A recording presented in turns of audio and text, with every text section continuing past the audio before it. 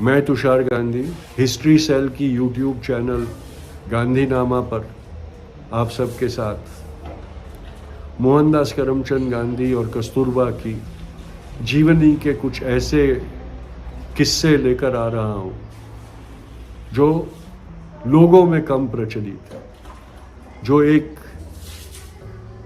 व्यक्ति के जिंदगी की कहानी है। इसी तरह मेरे साथ जुड़े रहे और हिस्ट्री सेल की यूट्यूब चैनल पे गांधीनामा देखते रहिए। गांधीनामा के इस चौथे एपिसोड में आप सबका स्वागत है। आज हम लोग बैरिस्टर मोहनदास करमचंद गांधी की दक्षिण अफ्रीका में बैरिस्ट्री की शुरुआत की बात करेंगे। दक्षिण अफ्रीका पहुंचते ही मोहनदास करमचंद गांधी ने अब्दुल्ला सेठ का संपर्क साधा। अब्दुल्ला सेठ ने उनको कहा कि उन्हें प्रिटोरिया जाना होगा उनके वकीलों से मिलने के लिए और उनको सारी चीज़ों से अवगत करना होगा। मोहनदास करमचंद गांधी, बैरिस्टर मोहनदास करमचंद गांधी ने मेल ऑर्डर से, उन दिनों टपाल के द्वारा रेलवे की टिकट बुक करवाई जा सकती थी, तो पैसे भेजकर बैरिस्टर गांधी के नाम पर प्रिटोरिया जाने वाली ट्रेन के फर्स्ट क्लास डिब्बे में रिजर्वेशन करवाया। उनकी टिकट आई। जाने के दिन वो ट्रेन में सवार होकर फर्स्ट क्लास में बोगी में बैठकर अपनी यात्रा का प्रारंभ उन्होंने किया। चलते वक्त उन्हें कुछ पता नहीं चला कि किसी ने ध्यान नहीं दिया, पर जोहान्सबर्ग से पहले पीटरमैरिट्जबर्ग स्टेशन आते आते उनकी ही कोच में, उनके ही केबिन में एक गोरे आदमी ने प्रवेश किया और जैसे ही उन्होंने एक अश्वेत इंसान को उस केबिन में बैठा हुआ पाया, वो वहाँ से चले गए और थोड़ी देर बाद ट्रेन के गार्ड को लेकर वहाँ पहुँचे हुए और वो गार्ड ने बड़ी बदतमीज़ अंदाज से कहा कि तुम कुली यहाँ क्या कर रहे हो। मोहनदास गांधी ने अपनी टिकट बताई और कहा कि मेरे पास इस डिब्बे में यात्रा करने की टिकट है, जायज़ टिकट है। तो उसने कहा कि तुमको ये टिकट मिली कैसे? बापू ने कहा कि मैं मेल ऑर्डर से टिकट मंगवाई थी और मुझे वो टिकट आई है, मैंने उसके पैसे दिए, मेरा अधिकार है कि मैं इसी में यात्रा करूं। तो गार्ड ने कहा बड़े बदतमीज़ हो, एक तो अवैध डिब्बे में बैठ के यात्रा करते हो और मुझसे ज़ुबान लड़ाते हो। अभी पीटरमैरिट्जबर्ग स्टेशन पे उतर जाओ वरना धक्के मार के गाड़ी से बाहर कर दूँगा। बापू ने, मोहनदास ने कहा कि मेरे पास टिकट है, मेरा अधिकार है, मेरा हक है इस डिब्बे में यात्रा करना, आप मुझे कैसे रोक सकते हैं? मैंने टिकट ली है, पैसे दिए। गोरा गार्ड बहुत गुस्सा हो गया और हाथ पकड़कर मोहनदास को खींचकर अगले स्टेशन पीटरमैरिट्जबर्ग में, जब ट्रेन मध्य रात्रि के करीब पहुंच रही थी, उनको धक्का मार के कोच से बाहर प्लेटफॉर्म पे धक्का मार के गिरा दिया और उनके पीछे उनका सामान, उनकी अटैची फेंक कर कहा कि अपने पीछे वाले डब्बे में, कुलियों के डब्बे में यात्रा करो, गोरे के डब्बे में आने की हिमाकत नहीं करनी। मोहनदास भारी सदमा लगा और ये पहली दफ़ा था कि उनको गोरों की ऐसी पाशविता का अनुभव हुआ। कई घंटे वहीं प्लेटफॉर्म पर जहां गिरे थे वहीं बैठकर उन्होंने अगले कदम के बारे में विचार करना शुरू किया। विचार करते करते काफ़ी परेशान थे। पहला विचार आया कि ऐसे अपमान मैं क्यों सहूँ, इससे अच्छा तो मैं मेरे देश में हूँ, मैं वापस लौट जाऊँगा। फिर विचार आया आजीविका का विचार आया, करूँगा क्या करके, इतना सारा कर्ज है, वकालत में नाकामयाब हुआ हूँ, अब अगर ये छोड़ के भी चला जाऊँगा तो फिर मुझ पे एतबार कौन करेगा। साथ साथ ये भी विचार आया कि मेरा तो मुल्क है, मेरा तो घर है, मैं वापस जा सकता हूँ, लेकिन मेरे कई सैकड़ों देशी भाई बहन मजबूर होकर यहाँ काम कर रहे हैं, उनको ये सारी अपमान हर रोज़ सहने पड़ते होंगे। तो क्या मेरा यहाँ से चले जाना जायज़ होगा? क्या मैं इनको इस अन्याय का विक्टिम बन के रहने के लिए छोड़ के चला जाऊं तो ये मुझे शोभा देगा? यही विचारों में सुबह हो गई। अभी आगे की यात्रा भी करनी थी, ट्रेन छूट गई थी, प्रिटोरिया पहुंचना बहुत ज़रूरी था। मोहन को पता चला कि पीटरमैरिट्सबर्ग से जोहानिसबर्ग का सफ़र घोड़े की खींची हुई कोच में उनको करना होगा। उन्होंने कोच की टिकट ली और कोच के अंदर जाके अपना आसन ग्रहण किया। कोच में बाकी सारे घोड़े थे, कुछ ने उसके खिलाफ अपने नाराज़गी का एहसास भी दिलाया मोहन को। कई थे जिन्होंने एतराज़ नहीं जताया। सफ़र शुरू हुआ। थोड़े घंटों के बाद जो कोचमैन था, उसके साथ में बैठा हुआ जो कंडक्टर था, वो आया और उन्होंने मोहन को कहा, कूली नीचे उतरो। मोहन ने कहा, क्यों? मैंने टिकट ली है, मैं यात्रा करूंगा, कोच में ही बैठ के करूंगा। फिर से उनका हाथ पकड़कर खींच के उनको कोच की बाहर धक्का देकर गिरा दिया गया।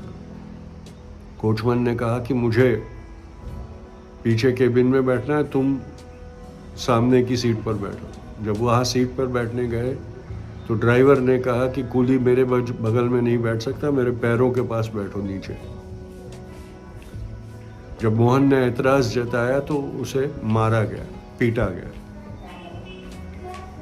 और मोहन को एहसास होता गया कि ये गोरे लोगों की कितना असभ्य वर्तन और कितना गैर कानूनी वर्तन होता है। अब तक मोहन को ये लगता था कि जो गोरे हैं वो बहुत कानून प्रिय, शिस्त और विवेकी लोग थे। अब उसे गोरों का घिनौने चेहरे का अनुभव होना शुरू हुआ था। कई गालियां सुनते सुनते, कई बार मार खाते खाते मोहन ने जोहानिसबर्ग तक की यात्रा पार की और वहाँ से ट्रेन लेकर कूलियों वाले डिब्बे में बैठकर वो प्रिटोरिया पहुँचे। प्रिटोरिया पहुँचने पर भी उनकी यातनाओं, पीड़ाओं का अंत नहीं हुआ था। वहाँ भी जिस होटल में उनका बुकिंग था, जब वो वहाँ पेश आए तो उनकी चमड़ी का रंग देखकर जो मैनेजर था उसने कहा कि माफ़ कीजिएगा पर हमारे पास कोई रूम नहीं है। मोहन ने कहा, मेरा तो बुकिंग है। कहा, हाँ बुकिंग होगा, लेकिन आपसे पहले लोग आ गए और सब भर गया है, अभी हमारे पास जगह नहीं है। वहाँ से दूसरी जगह गए, तीसरी जगह गए, सब जगह पे यही उत्तर मिलता था। जब जाते थे तो कहते थे कि हाँ जितनी चाहिए रूम मिल जाएगी, और जैसे ही उनको देखते थे तो वो तेवर बदल देते थे और अचानक से पूरी होटल भरी हुई होती थी। आखिर में एक मुसाफिर खाने में एक छोटा सा कमरा हासिल करने में मोहन को सफलता मिली। उसी तरह प्रिटोरिया में जब अब्दुल्ला सेठ के काम के कारण रहने का सिलसिला चला तो कई बार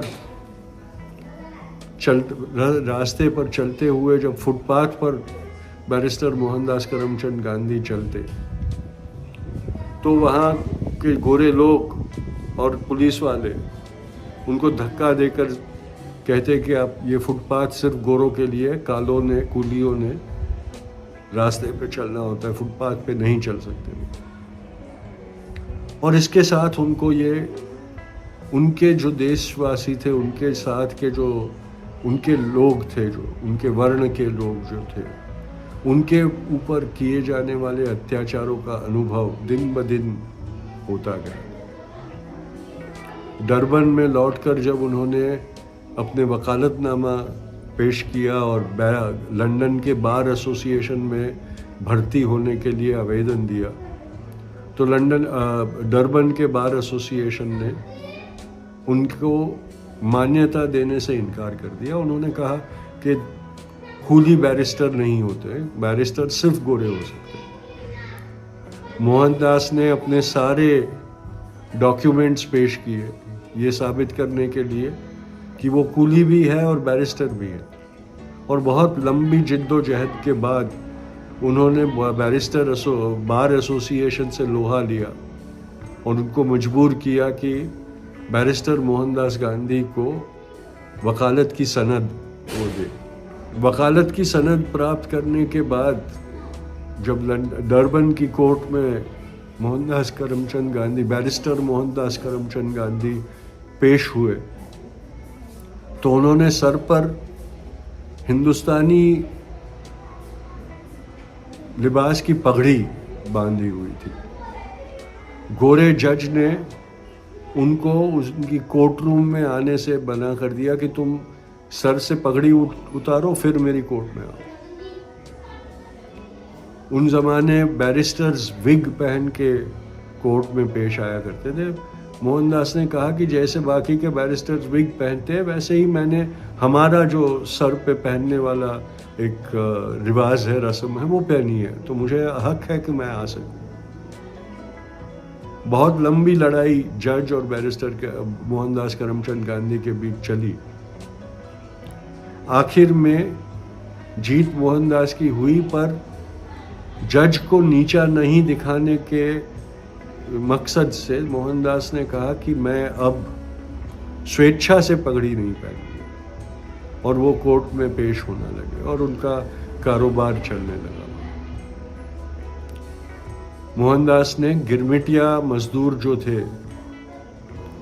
जिनके हालात बहुत खस्ता थे, बहुत खराब थे, और मालिक उन्हें गुलामों की तरह रखते थे, उनके ऊपर होने वाले अत्याचारों के खिलाफ उनकी वकालत करना शुरू किया और उनके साथ न्याय करने पर न्यायालय के लिए न्यायालय के दरवाजे खटखटाने लगे।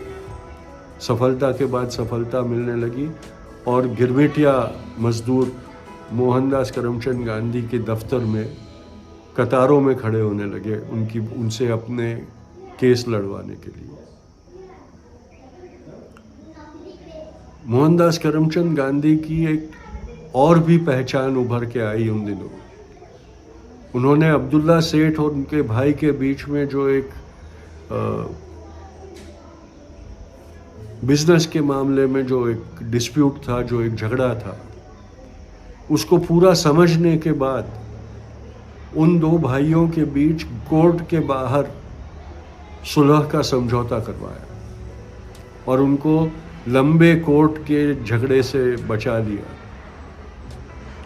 और धीरे धीरे उनकी रेप्यूटेशन साउथ अफ्रीका में एक ऐसे बैरिस्टर के स्वरूप में होने लगी, पहचान ऐसे बैरिस्टर के स्वरूप में होने लगी जो कोर्ट में नहीं, कोर्ट के बाहर ही उनके मुवक्किलों के झगड़े समाप्त करवा देते थे, उनमें समझौता करवा देते थे और लोग ज़्यादा आने लगे। बैरिस्टर मोहनदास करमचंद गांधी को अब्दुल्ला सेठ ने अपने मामले में पैरवी करने के लिए बुलाया था 1 साल की मिशन के ऊपर। वो साल ख़त्म होने से पहले ही मोहनदास ने उनका झगड़ा सुलझा लिया था और फिर उसने इजाज़त चाही कि मैं अब घर जाना चाहूँगा। जिस दिन वो निकलने वाले थे देश के लिए, उसके अगले दिन अब्दुल्ला सेठ ने उनके लिए एक विदाई समारोह का आयोजन किया, जिसमें डरबन की सारी हिंदुस्तानी जमात जो थी, जो कम्युनिटी थी, वो वहाँ उपस्थित हुई। उसी जलसे में शामिल होने के वक्त मोहन की नज़र अखबार में छपे एक छोटे से न्यूज़ आइटम पे गई, जिसमें एशियाटिक लॉ के बारे में एक न्यूज़ आइटम आई थी। मोहनदास ने वो न्यूज़ पढ़ी और उसकी वकील के दिमाग को ये फ़ौरन पता चला कि ये तो मेरी जमात जो है, मेरे हिंदुस्तानी भाई है, उनके यहाँ रहने के और अधिकार से रहने के हकों को ख़त्म करने वाला कानून आ रहा है। तो उस जलसे में उन्होंने हिंदुस्तानी जमात को चेतावनी दी कि एक कानून आ रहा है जिससे तुम्हारा यहाँ रहना मुश्किल हो जाएगा, तुमसे हर अधिकार छीन लिया जाएगा। हिंदुस्तानी की जमात के लोगों ने कहा हमें ये सब समझ में नहीं आता, हम कैसे इसका सामना करेंगे, हम लड़ेंगे कैसे। मोहनदास के ने कहा कि लड़े बगैर नहीं चलेगा, हमें कानून के दरवाजे खटखटाने पड़ेंगे, हमें ज़रूरत पड़ी तो महाराजा के बरतानिया महाराजा के दरवाजे तक खड़खड़ाने पड़ेंगे। हिंदुस्तानियों ने कहा कि हमारी तो हैसियत के बाहर है ये सब, तुम ही यहाँ रह जाओ और हमारी ये लड़ाई लड़ो। बैरिस्टर मोहनदास करमचंद गांधी ने कहा लेकिन मैं तो यहाँ से जा रहा हूँ, मेरे ऊपर मेरे परिवार की जिम्मेदारी है, मुझे तो कुछ आमदनी का ये सोचना पड़ेगा। भारतीय नागरिकों ने मोहनदास से कहा आप यहाँ रुक जाइए, हमारा काम कीजिए, हम आपको पैसे देंगे। मोहनदास ने कहा कि मैं समाज सेवा के लिए पैसा नहीं दे सकता। तब हिंदुस्तानी जमात ने कहा कि तुम अपनी वकालत शुरू कर दो, हम आपको इतना काम देंगे कि आपको जो ज़रूरत है उससे ज़्यादा आपकी आमदनी हो, और साथ साथ आप हमारी लड़ाई भी लड़ो। मोहनदास ने कहा कि हाँ ये हो सकता है, अगर आप लोग मुझे काम का आश्वासन दे तो मैं आपके काम भी करूँगा और समाज की लड़ाई, समाज के अधिकारों की लड़ाई लड़ने की कोशिश भी करूँगा। और वापस निकलने को सुसज्ज तैयार हुए मोहनदास ने, और 2 साल दक्षिण अफ्रीका में रह के समाज के लिए लड़ाई, समाज के हकों की लड़ाई लड़ने का फैसला किया और अपने परिवार को चिट्ठी भेजी कि मैं आने वाला था लेकिन अब यहाँ मेरी ज़रूरत है, इसलिए मैं रुक गया हूँ। ईश्वर ने चाहा तो 2 साल में यहाँ की जंग लड़ के लिए यहाँ के समाज, यहाँ के हिंदुस्तानी समाज को सुसज्ज करके तैयार करके फिर मैं आऊँगा। यहाँ घर पर कस्तूर बेताबी से अपने पति का इंतज़ार कर रही होती है, पति के लिए उनकी पसंदीदा खाने की चीज़ें बनाकर रखती है और आतुर होकर अपने 2 बेटों के बाप के आगमन की इंतज़ार में होती है। तभी चिट्ठी आती है कि मैं अभी नहीं आ रहा हूँ, शायद और 2 साल मुझे यहाँ रहना पड़े, यहाँ मेरी ज़रूरत है, यहाँ के लोगों की मेरी ज़रूरत है, उनको छोड़ के मैं नहीं आ सकता। कस्तूर को एक तरफ से दुख होता है इस बात का कि मेरा पति और 2 साल मुझसे बिछड़ के रहेगा, दूसरी तरफ से उसे ये एक एहसास होता है कि चलो वहाँ रहेंगे और पैसा कमाएंगे और परिवार के ऊपर जो कर्जा है हुआ है वो हम कम कर सकेंगे, वो हम लौटा सकेंगे पैसा। तो दुख भी होता है, गम भी होता है और उसके साथ साथ एक एहसास भी होता है कि चलो और 2 साल परिवार के गुजारे की चिंता नहीं करनी पड़ेगी। वापस घर पर किसी को ये अंदाज नहीं होता कि दक्षिण अफ्रीका में बैरिस्टर मोहनदास करमचंद गांधी अब एक लोकनायक के अवतार में उभरने वाला होता है। इस बार इतना ही। अगली बार दक्षिण अफ्रीका में सत्याग्रह का जन्म और दक्षिण अफ्रीका का सत्याग्रह की कहानी हिस्ट्री सेल के यूट्यूब चैनल पे गांधी नामा में देखते रहिए मेरे साथ। नमस्कार।